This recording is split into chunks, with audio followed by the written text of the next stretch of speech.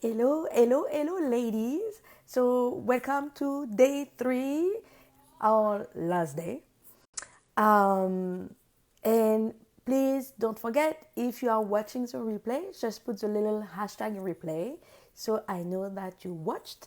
And today, hey, if you are if you are coming on live, please just say hi. Let me know where you are tuning from, so I can see your beautiful names and all of those places where you are at now. So today is day three, which is all about food and the body. Hi, ladies. So I think I can see Louise, Elizabeth, Eileen, UK, Edgware. I hope I pronounce it right. Hi, ladies. Welcome, welcome. Happy Tuesday. Um, hey, Eileen. I am doing great. I am doing great. And I can't wait for school to start next week. Yeah, you see what I mean.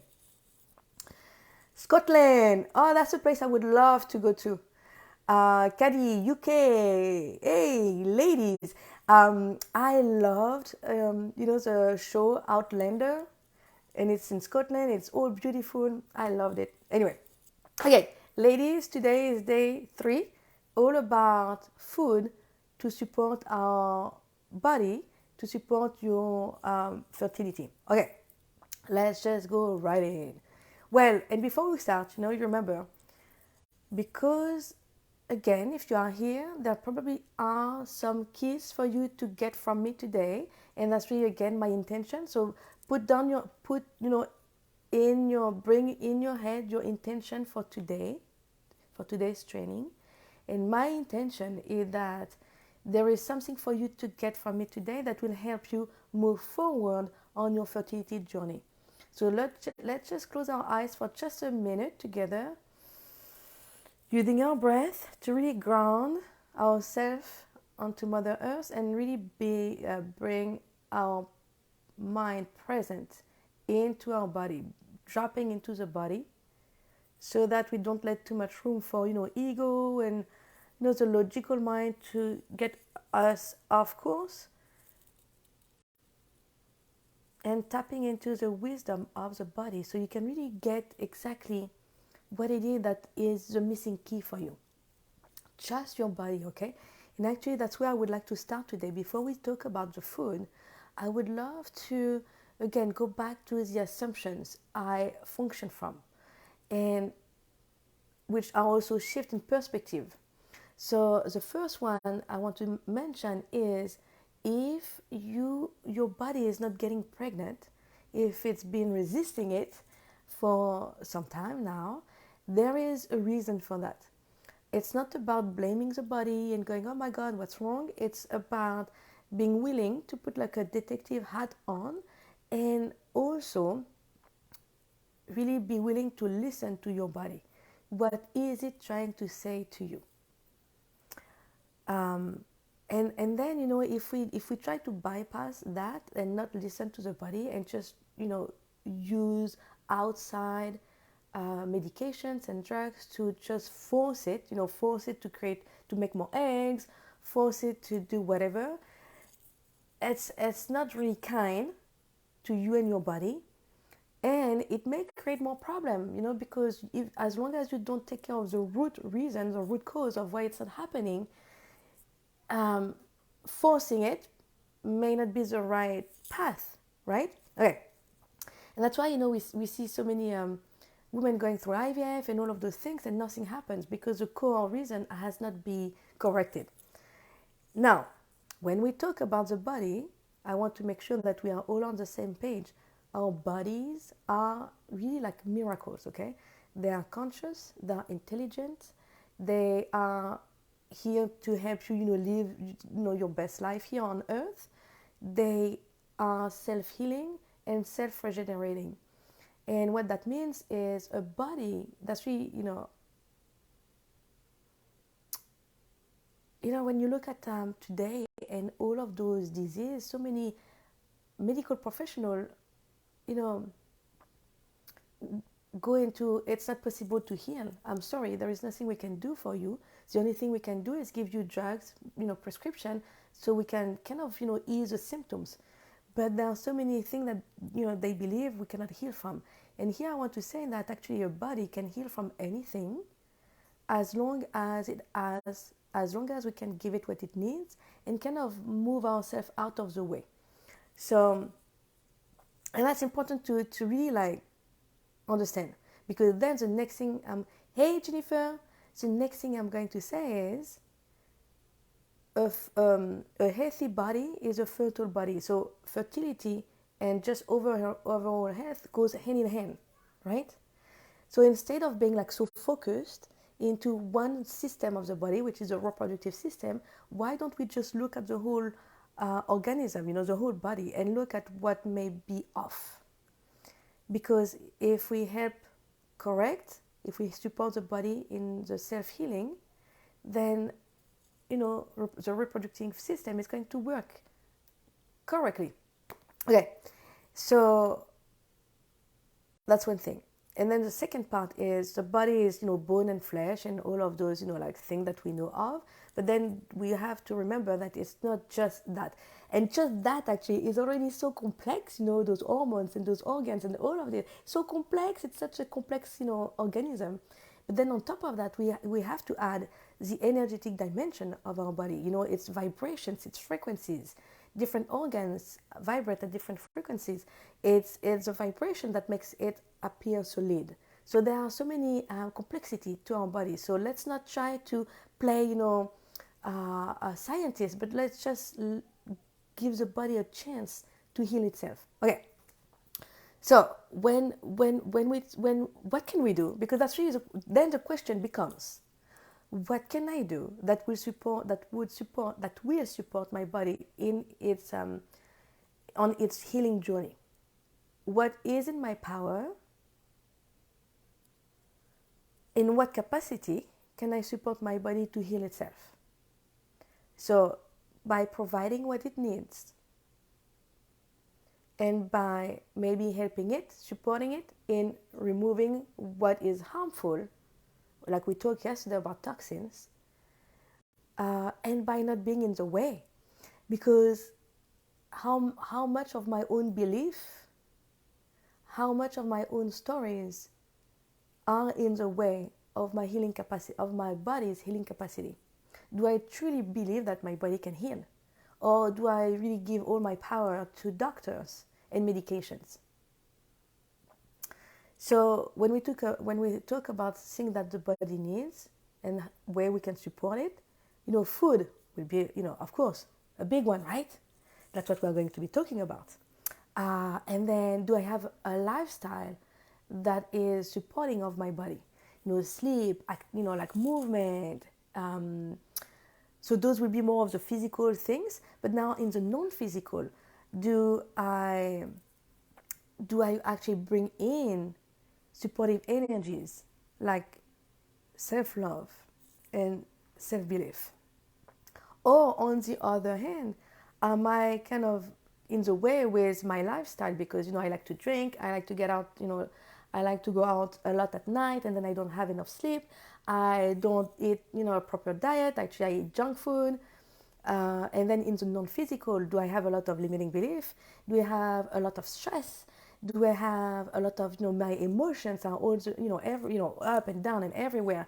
And my thoughts, and all of those affects the body. So can you see, what I'm trying to get here is, can you see how much power you actually have over your health? Please say, yes, I do, if you agree with me here. Because we are taught, we are raised and conditioned to really put our health into other people's hands. Who would agree with that? I did. I thought that, well, I don't know what I'm supposed to do with myself. Let's just, as a doctor or whoever, right? But when I talk about all of those things, can you see? Yes, Lisa, Elizabeth, right? And that's the first step on your journey. Being able to own that truth, because that's the truth. Owning that truth. So then you can always be very aware of your choices every day. Because in the end, it's a question of what choice do I make every day that are they either supportive of my health and myself and my whole being, or are they in the way of my health? Are they making me sick and all of that? So let's just take, because the thing is, all your emotions and thoughts and beliefs affect your body.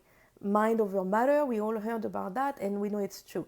So then the body becomes just a whole physical manifestation. And you can look at yourself today. Your body is a physical, body, like health or unhealth that you have, is just a manifestation of all of your thoughts, emotions and belief. And the body becomes a warehouse of non-truth. I'm going to say it again. The body becomes a warehouse, like, a place where we store a lot of stuff, of non-truth. And then we wonder, man, why am I getting sick? The body craves truth. And most of the thoughts, and belief we have in our conscious and subconscious mind are non-truth. They are points of view. Remember day one? Okay, so we can have a little, one little exercise that you can do morning and evening in your bed. Just start touching your body and appreciating it. Oh my gosh, like touching it, appreciating it, saying thank you, how much you love it, and just doing this a little bit every day to start developing this loving and trusting relationship with your body, because your life is, especially creating a baby, is a co-creation between you and your body, with you and your body and your partner, the universe. But you want to get your body fully on board and supporting you all along the way. So instead of, and I'm going to ask you, let's be honest here.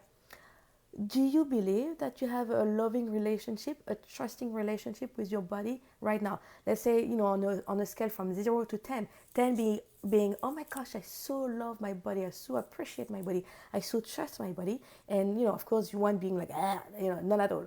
So on a scale of 1 to 10, where do you feel that you fall when it comes to loving, appreciating, trusting your body? And for me, let's check in. For me, I am on a 7. I am, I just don't think about it too much. Just boom, like first number that come up. Elizabeth, 3. That's a little bit low, right? So we can see that there is some work to do. How, if you are on this journey of fertility, why, can you see that you need? It's good to have this like solid foundation, this solid relationship with your body first, anyway. Can you see that? So, Elizabeth, you're honest. 3. Okay. Now, let's go up, right? Anybody else? Anybody wants to share? So, one little exercise I'm going to encourage you to do every day is just take a few minutes, morning and evening, to appreciate and love on your body. Even if it feels like those are just words right now, they're not fully like, you're not fully like feeling it. That's okay. Touch your body and say how much you appreciate. Lisa, 8, that's amazing, right? Okay. And because let's say, imagine your body was a friend. Imagine your body was one of your friends. Would he want to hang out with you and be like, oh my gosh, I love being with, around this girl. We have so much fun, and I know she appreciates me and all of that. Or will he be like, oh my gosh, she always like insult me. She's always so rude with me. What kind of relationship are you having? Okay. So just think of that. Just imagine your body being your friend, a loving friend. Okay, now that I have those layout for you, let's go into food, because then food becomes one of the things we have in our power to support our body into healing itself. With food, we can either actually harm, not harm, but harm actually, yes, and slow down the healing process, or we can support it fully. And how does food come, how does food play into the fertility puzzle? So one thing that we just say by supporting the body or not into healing, right?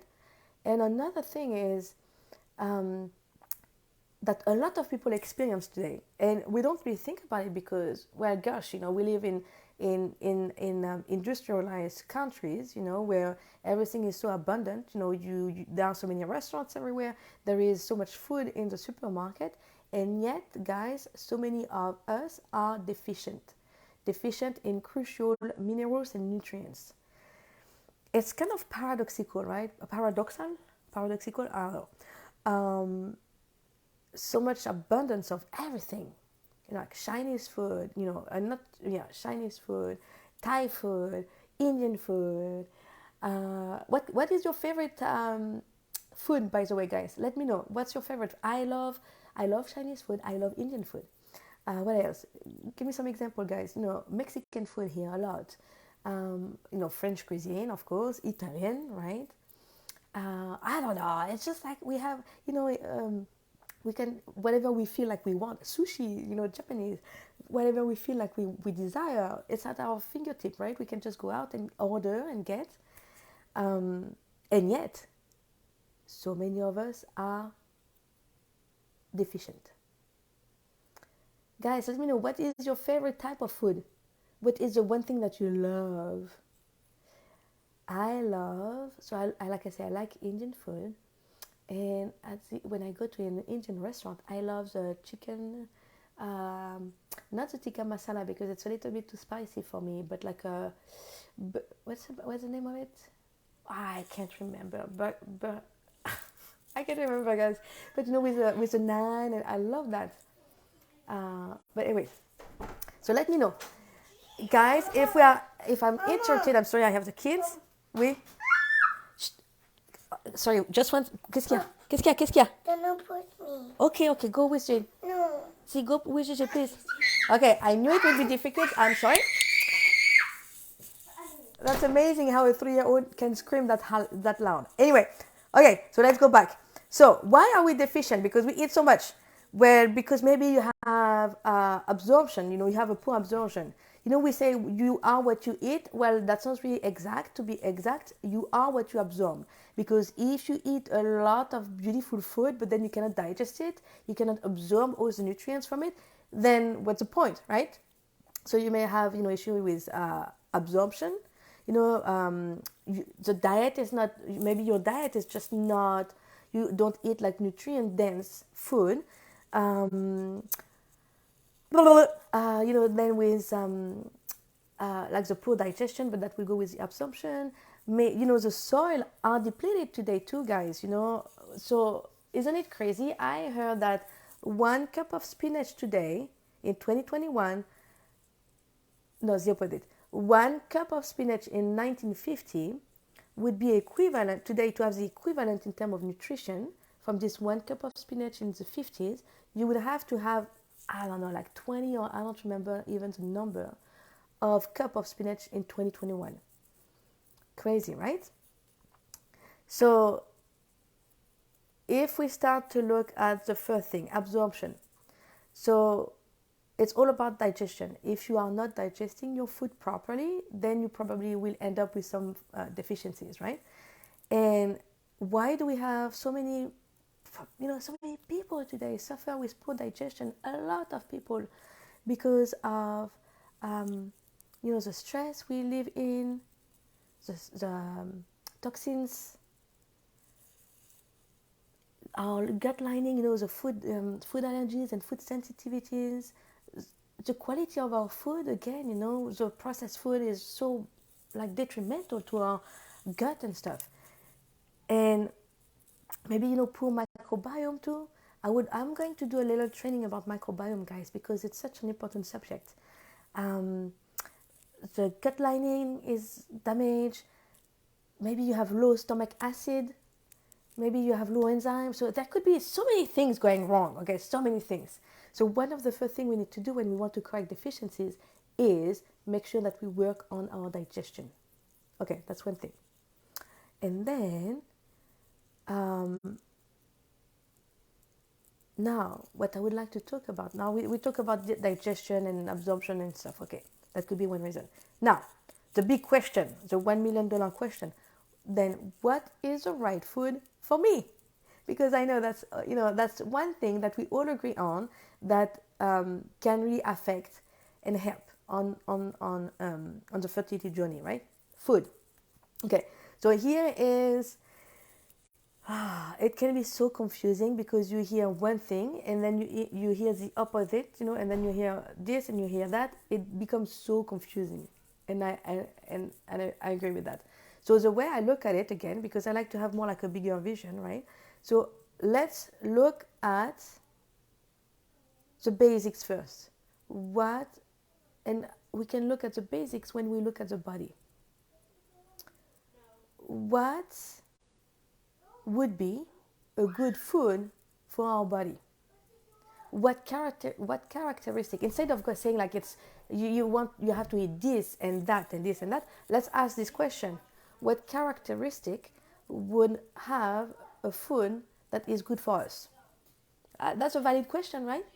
Okay, one is designed for our digestive system, because for example cows, they have like I think 4 stomach so that they can digest grass, because it's very hard to digest.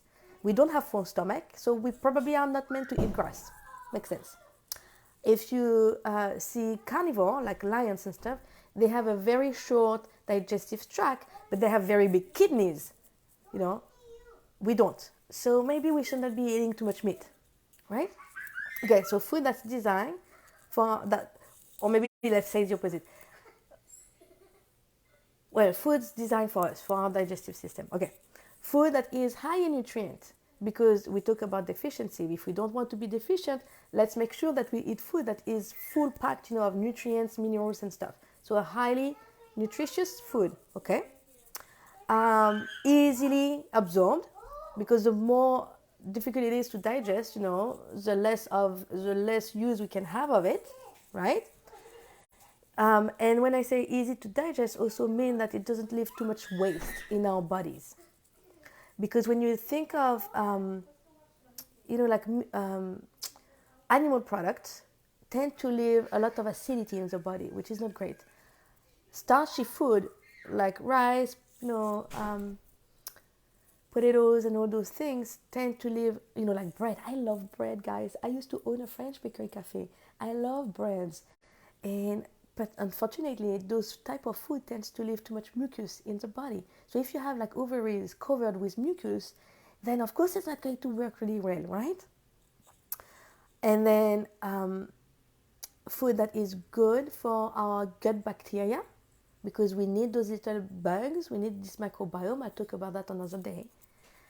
Food that tends to be alkaline to the body, very important, because acidic food will down the road make us sick. Alkaline food will support our health and our detox process. And then we talked about that yesterday, food that support our liver. Okay? Do you have all of those characteristics down? So it's a bunch of them, okay? So now, guys, my again, $1 million question: what category of food fit all of those, check all of those boxes we just mentioned? Easy to digest, designed for our digestive system, high in nutrients, good for the microbiome, do not leave too much waste in the body, alkaline, and supportive of the liver. What food is that? Ta-da, ta-da! I'm sure you know. What kind of food is that? Is that meat? Is that yogurt? Is that pasta? Well, okay. No, what's happening, guys? You are so quiet. Okay. Anyway, fruits, veggies, leafy greens. Yes, of course. All those categories fits everything. Pasta, nah. Pasta would be the one that leave too much mucus in your body, and they're not really nutritious neither, right? So we want to favor fruits veggies, leafy greens. Everybody knows that actually, except for the fruits. And unfortunately, the fruits have been demonized by all of the keto, trend because too much sugar, blah, blah, blah. But the truth is, if you don't eat a piece of fruit every 2 or 3 hours, you are not eating enough fruit. If you are not eating a piece of fruit every 2 to 3 hours, you are not eating enough fruits. And I know some people are like, I'm not supposed to eat too much fruit. They have too much sugar. Well, fruits are so good for you. It's like this food that was really designed and created for us. If you think of even, if you go back to like the Bible, right? Like Adam and Eve. Adam was eating an apple, right? It was not. Adam was not eating, a piece of steak. He was eating an apple. So, and I know it was like the, forbidden fruit, but you see what I mean? That when you think of Adam and Eve, they were eating fruits, okay? They were not eating yogurt. So the fruits is a type of food that was designed for us. And I would love for you to just close your eyes for a minute and just visualize in your right hand a beautiful like orange. Just visualize the orange in your hand. Close your eyes for a minute. Let's play together. And now in your other hand, let's just visualize a piece of bread. Orange bread. Now try to really tune into the energy of those food. You don't need to have them physically present in your hand. You can just like tune in to the energy of it. Can you feel the difference? How much more elevated the piece of the orange feel? Remember, we are energy. What we eat, we transform into energy. So the more high energy the food, the more beneficial it's going to be to our body. The higher the energy of the food, the more beneficial to our body. So the higher energy food are going to be fruits. And then the greens and the vegetables, especially raw.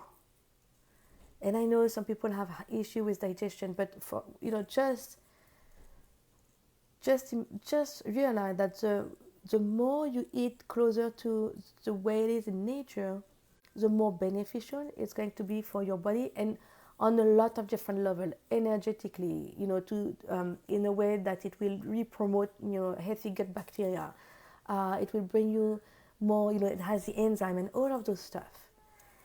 And it's just a question of life force energy. When you eat something that's raw, that's not cooked, especially like sprouts, for example, they are living, like growing thing. They just have life force energy that is very beneficial for us. Imagine when you are growing a baby, you need a lot of this life force energy.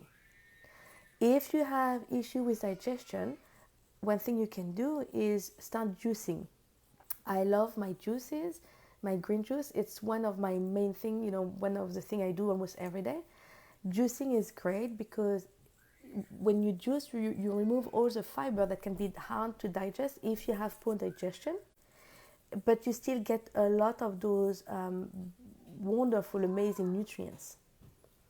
So juicing is a great way to get you started with raw food.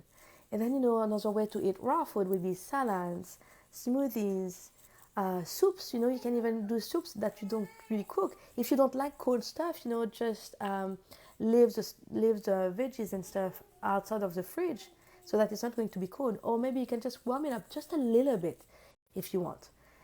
But just start implementing at least one juice a day in your diet, and you are going to see the difference. One thing that I love to do in my routine is doing the celery juice every morning. So first, I like to drink a cup of water with lemon. That's great to start cleaning up, the body after the night, starting like producing like juices in the stomach and the acid in the stomach and all of that. And then I do my celery juice.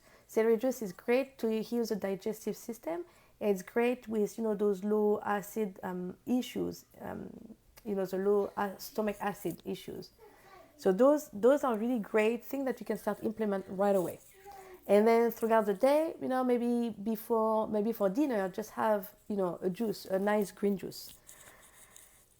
So those will help you start healing the deficiency. If you bring in more raw food, you will start healing all of those deficiencies. Okay. And by the fruits and the green, the leafy greens and the veggies are amazing for the liver. The more liver supporting food you can bring in your diet, the healthier you are going to be. The more the increased capacity you have to deal with toxins, the healthier you will be. Great food, cruciferous vegetables, like broccoli and cauliflowers and blah, blah, blah, the cabbage. I love to make cabbage soup. So all of those are great for the liver.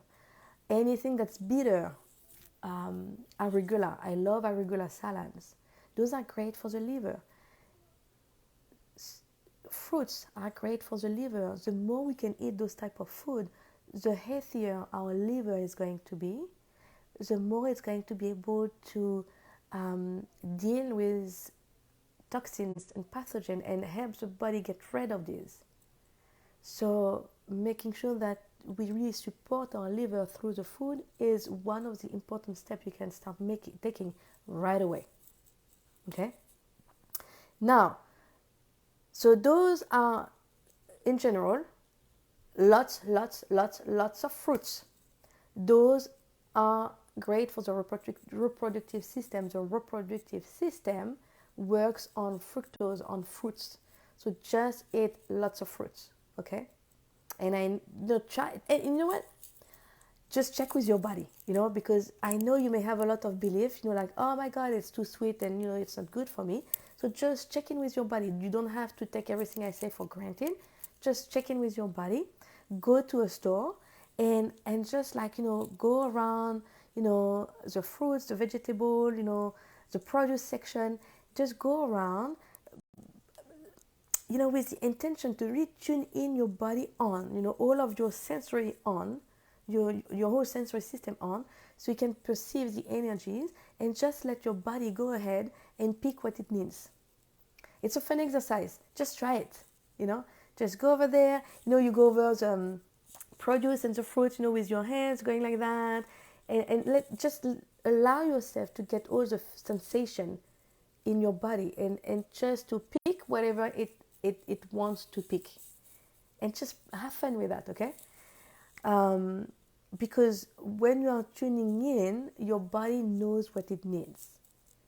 Your body knows what it needs. So here's something I learned.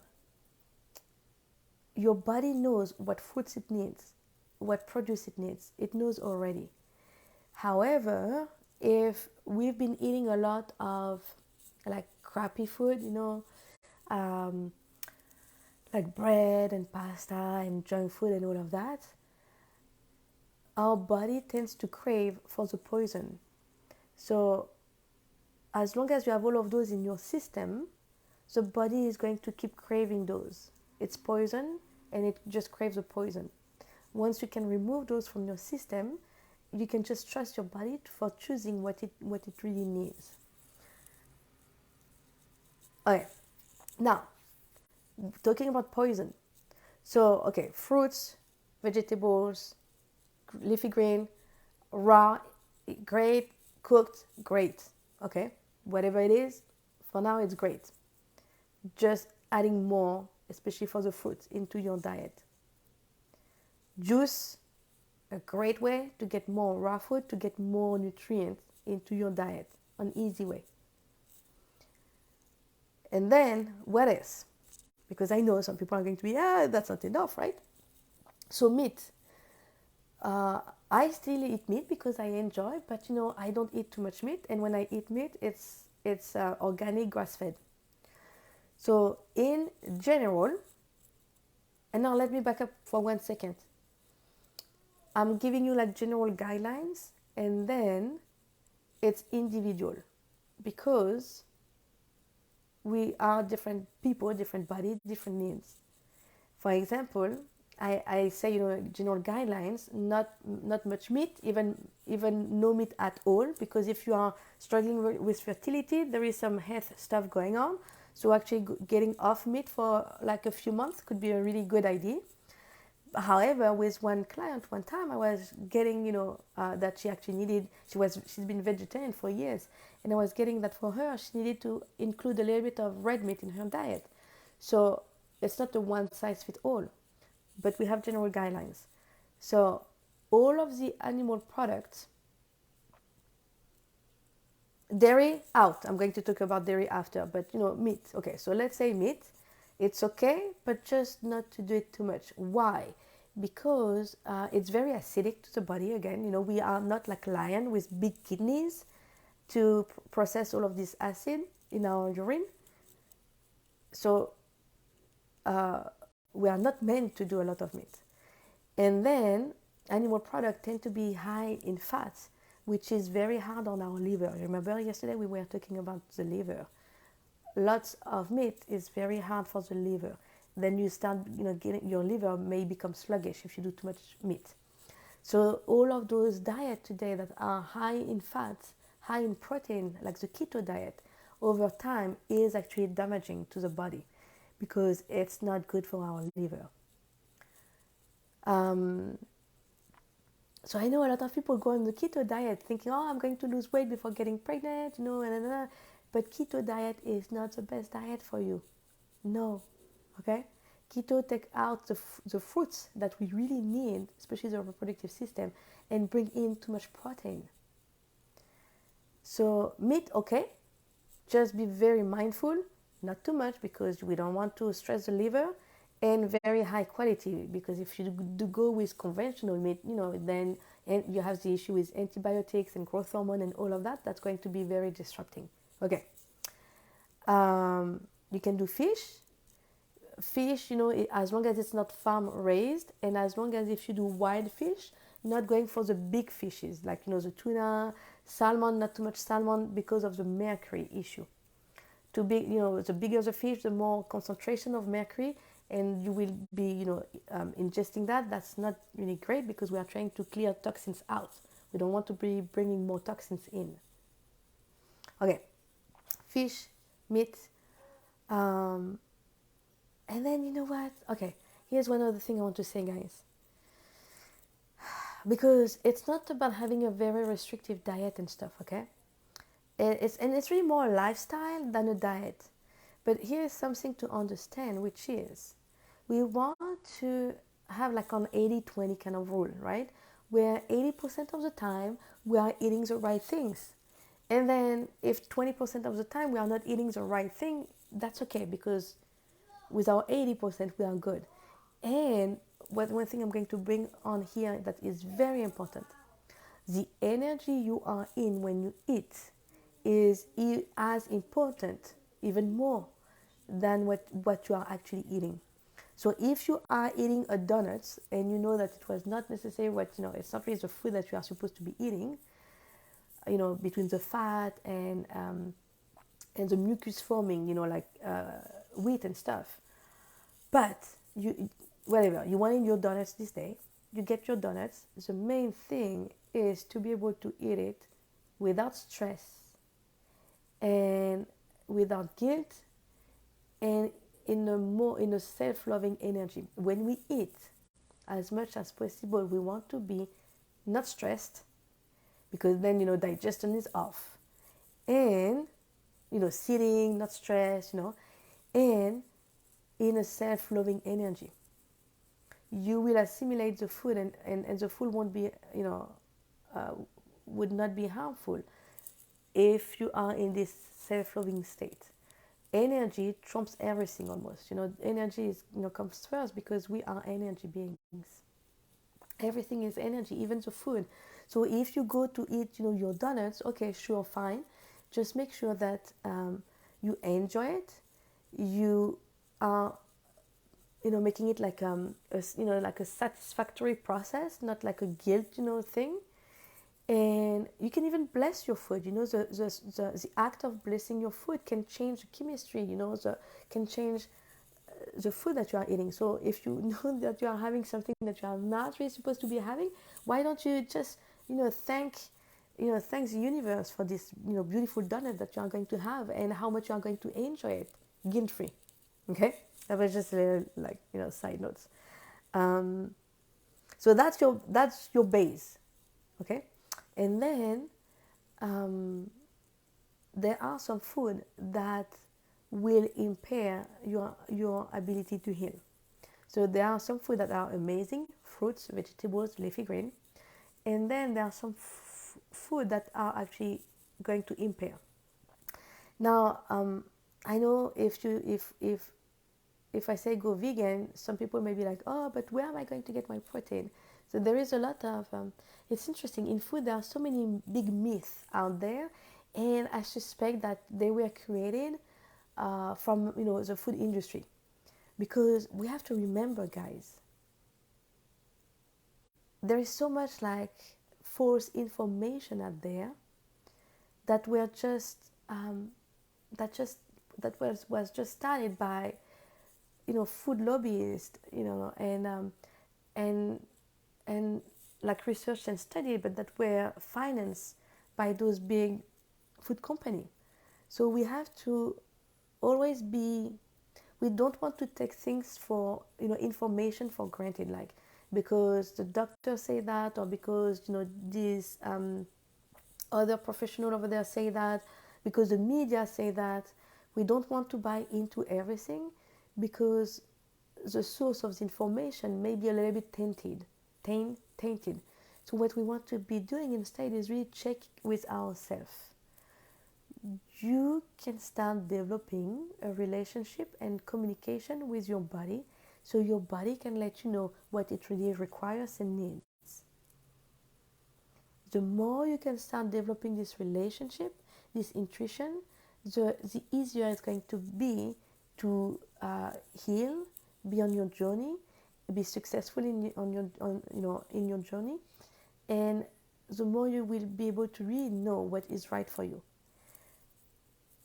Okay, so but that aside, if we talk about food that can impair your healing, anything that tend to be very inflammatory for the body, anything that tends to have, allergens and stuff. So that would be things like, we know dairy is one of them, eggs is one of them, wheat is one of them.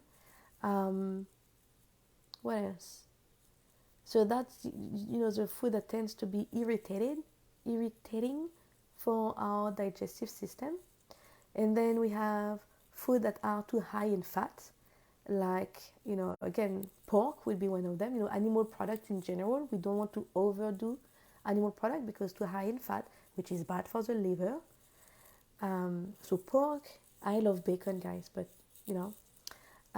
dairy, I just talked about dairy. So dairy and eggs, I know a lot of people, there is this belief that they are healthy, and they, the thing is, they really feed pathogens.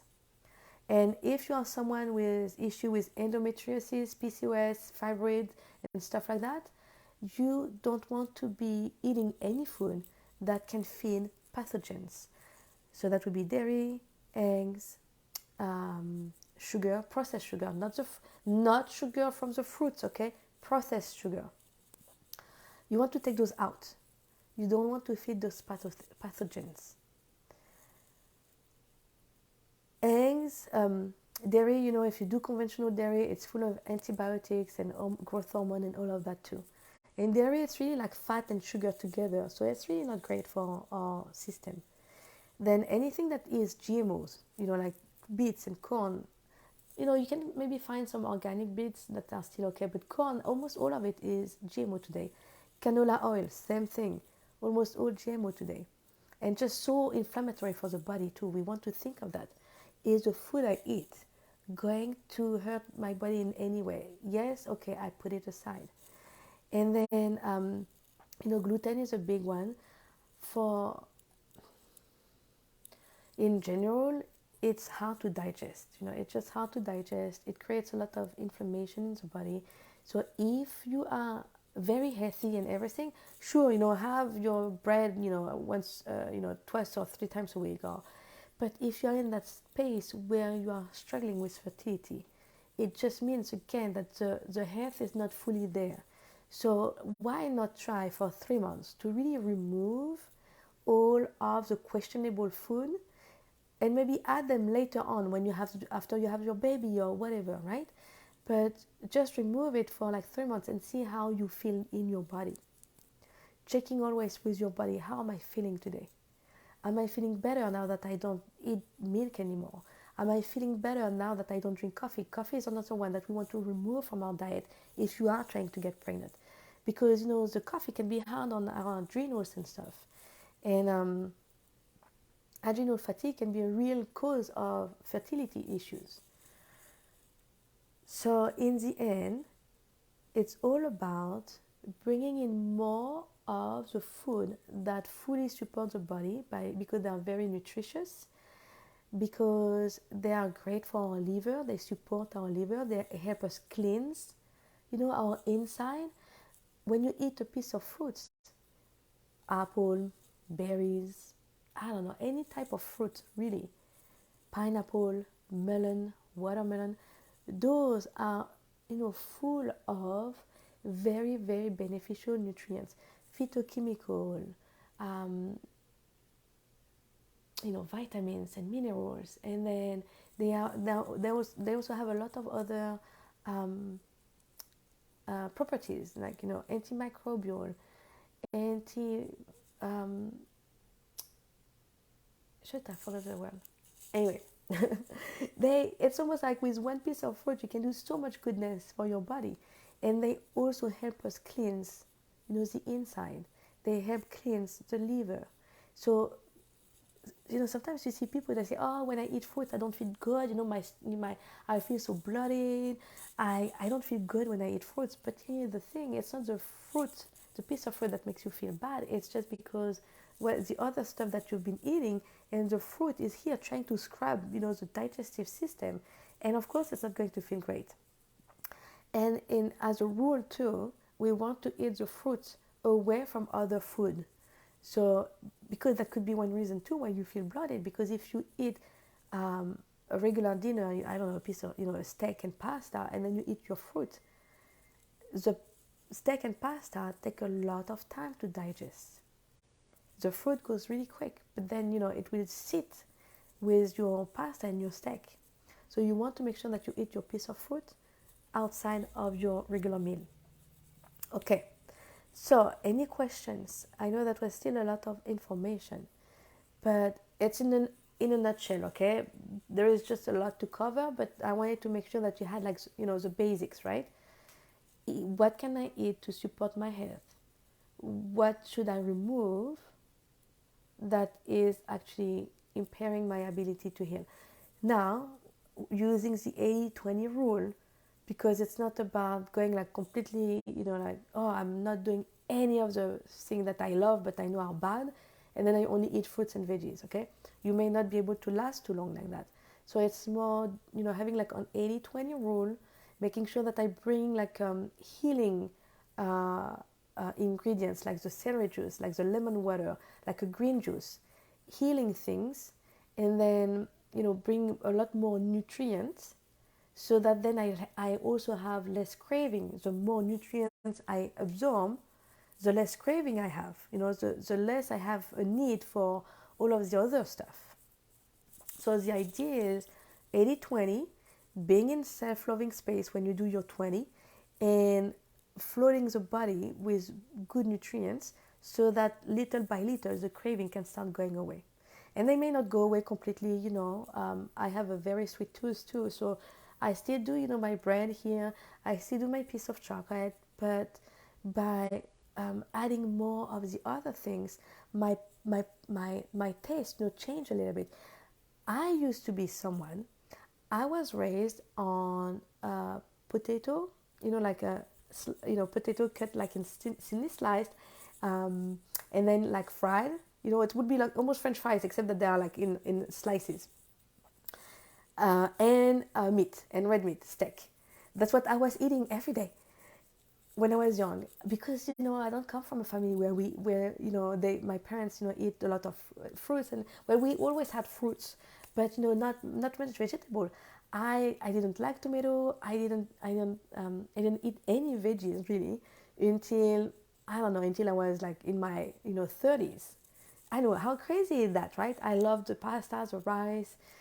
Um, my husband, my ex-husband is from Martinique, which is Caribbean island. So it's a lot of pasta, a lot of rice and beans. So, you know, I came in late. So it took me some time. At first, it was like, oh my gosh, no, I don't like all those, broccoli and cauliflower and stuff. I didn't, I didn't enjoy it. So let alone thinking of eating like raw, vegetable. It would be like, no. But since I started doing a lot of juicing, my taste has changed. And now, if I don't have my veggies and my fruits and my raw, something, during the day, I feel like I'm not feeling good. So the taste change over time. So it's just a matter of just keep going and adding a little bit more each time. Okay. Any question, guys? Because I know it's been again a lot of information.